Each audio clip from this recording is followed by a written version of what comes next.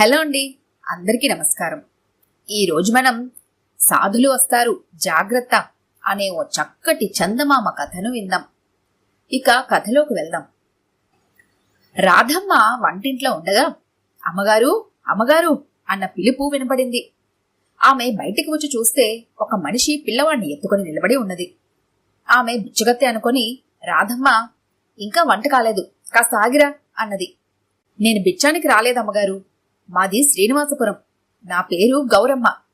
4 రోజుల క్రితం మా ఆయన చేను నుంచి ఇంటికి వచ్చే దారిలో లంబాడి పిశాచం సోకి కడుపు నొప్పితో ఇంటికొచ్చాడు. ఎన్ని మందులు పోసినా బాధ తగ్గకపోగా రక్తం వాంతులు మొదలయ్యాయి. తెల్లవారి దైవంలాగా ఒక సాధు వచ్చాడు. ఆయన మంత్రించగానే వాంతులు తగ్గాయి, కడుపు నొప్పి పోయింది. డబ్బులిచ్చినా తీసుకోకుండా పోయాడా సాధువు. నిన్న మళ్లీ కడుపు నొప్పి మొదలైంది. ఈ ఊళ్ళో ఆ సాధువు కనిపించడని మా ఊరి వాళ్ళు చెప్పగా వచ్చి ఉదయం నుంచి తెగ తిరుగుతున్నాను, కాని ఆయన కనిపించలేదు. ఒకవేళ ఆయన మీ ఇంటికేసి వచ్చి కనిపిస్తే కాస్త మా ఊరు రమ్మని చెప్పండమ్మా అన్నది గౌరమ్మ. అలాగే అని ఆ మనిషికి మాటిచ్చి తలుపు మూసి లోపలికి వెళ్ళింది రాధమ్మ. ఆమె వంట పూర్తి చేసి విశ్రాంతి తీసుకుంటూ ఉండగా మాతా అన్నపూర్ణేశ్వరి అన్న కేక బయట నుంచి వినిపించింది. రాధమ్మ వెళ్లి తలుపు తెరిస్తే బయట సాధువు ఉన్నాడు.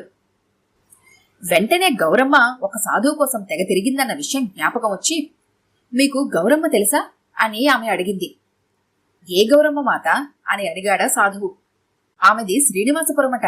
ఆమె భర్తకు లంబాడి పిశాచం సోకితే విడిపించారట కదా, మళ్లీ తన భర్తకు కడుపు నొప్పి ఆరంభమైందని సాధువును వెతుక్కుంటూ వచ్చింది అన్నది రాధమ్మ. ఆ జ్ఞాపకం వచ్చింది, ఈ పూట ఈ ఊళ్ళో పనున్నది, రేపు వెళతాను అన్నాడు సాధువు. సాధువు మీద రాధమ్మకు విశ్వాసం ఏర్పడింది. ఆమె సాధువుని లోపలికి ఆహ్వానించి తన సమస్య గురించి చెప్పింది. సాధువు అంత శాంతంగా విని, రాధమ్మ, పెళ్లైన కొత్తల్లో నీ భర్తకు అన్నం తీసుకుని చేనుకు వెళుతూ ఒక మర్రి చెట్టు కింద ఎవరో పారేసిన దిగదుడుపును దాటావు. ఆ రాత్రే నీకు జ్వరం వచ్చి 10 రోజులు బాధించింది. ఆ కారణంగానే నీకు సంతానం కలగలేదు. బాగు చేయించుకో, సంతానం కలుగుతుంది అన్నాడు. సాధువు తెప్పించమన్న వస్తువులు వెంటనే తెప్పించింది రాధమ్మ. సాధువు పసుపు కుంకాలతో యంత్రాలు వేసి వాటి మీద పీట వేసి రాధమ్మకు కూర్చోమని మంత్రాలు చదువుతూ నిమ్మకాయలు కోసి నెత్తిమీద నుంచి అటు ఇటు పడేటట్లు చేసి కొబ్బరికాయలు కొట్టి నీళ్లు ఆమె నెత్తిన చల్లి సంచిలోంచి తాయెత్తు తీసి ఆమె నొసట ఉంచి కర్పూర హారతి ఇచ్చాడు. కర్పూరం వాసన తగలగానే రాధమ్మకు మైకం వచ్చినట్టయింది. సాధువు తాయెత్తును ఆమె మెడలో కడుతూ ఆమె మెడలో ఉన్న బంగారపు గొలుసును ఒడుపుగా లాగేశాడు. రాధమ్మ నిశ్చలంగా ఉండిపోయింది. కాసేపటి తర్వాత సాధువు మీద నీళ్లు చల్లనాక రాధమ్మకు మైకం వదిలింది. ఇక నీకు సంతానం కలుగుతుంది మాతా అంటూ సాధువు దిగుదుడుపును తన బట్టలోకి ఎత్తుకున్నాడు. రాధమ్మ ఇంట్లోకి వెళ్లి 25 రూపాయలు తెచ్చిస్తే వద్దు వద్దు అంటూనే సాధువు ఆ డబ్బు తీసుకుని అక్కడి నుంచి వెళ్లిపోయాడు. రాధమ్మ ఎంతో తృప్తితో తనకు పుట్టబోయే పిల్లల గురించి ఆలోచిస్తూ నిద్రపోయి తన భర్త సోమయ్య పిలుపుకు నిద్రలేచి వెళ్లి తలుపు తీసింది. సోమయ్య ఇంట్లో అడుగు పెడుతూనే పసుపు కుంకాలు చూసి అడిగాడు. రాధమ్మ జరిగింది చెప్పింది. ఎవరి పిచ్చివారికి ఆనందం అన్నాడు సోమయ్య. ఆ రాత్రి సోమయ్య భోజనం చేసి పడుకొని రాధమ్మ ఆకులకు సున్నం రాచిస్తుంటే ఆమె మెడలోని తాయెత్తు పట్టుకొని, ఇదేనా నీకు పిల్లల్నిచ్చేది అని అడిగాడు. మీకు ప్రతిదీ వేళాకోళమే అంటూ ఆమె మెడ తడుముకున్నది. గొలుసు చేతికి తగల్లేదు. ఆమె ముఖం ఒక్కసారిగా మాడినట్టయింది. దిగాలున లేచి ఆమె ఇల్లంతా వెతికింది. భర్తను మంచం మీద నుంచి లేవగొట్టి పక్క బట్టలన్నీ దులిపింది. ఆమె పడుతున్న కంగారంతా చూసి సోమయ్య, ఈ హడావిడంతా ఏమిటి, దేనికోసం వెతుకుతున్నావు అని అడిగాడు భార్యను. నా గొలుసు అన్నది రాధమ్మ కన్నీళ్లతో.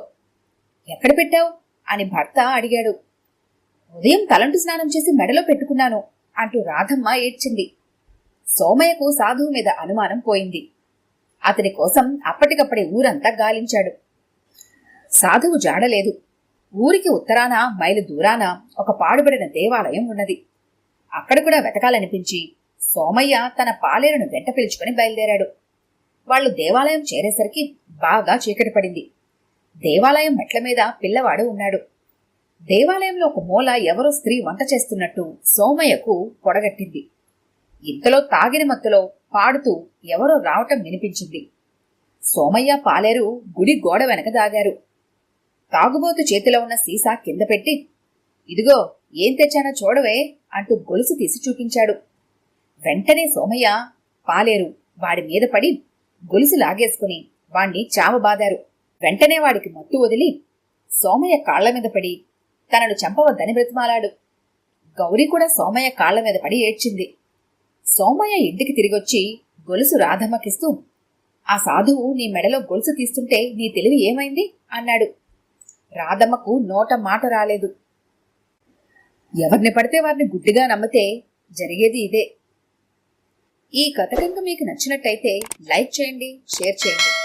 మరిన్ని ఇంట్రెస్టింగ్ కథల కోసం మా ఛానల్ని తప్పకుండా సబ్స్క్రైబ్ చేసుకోండి.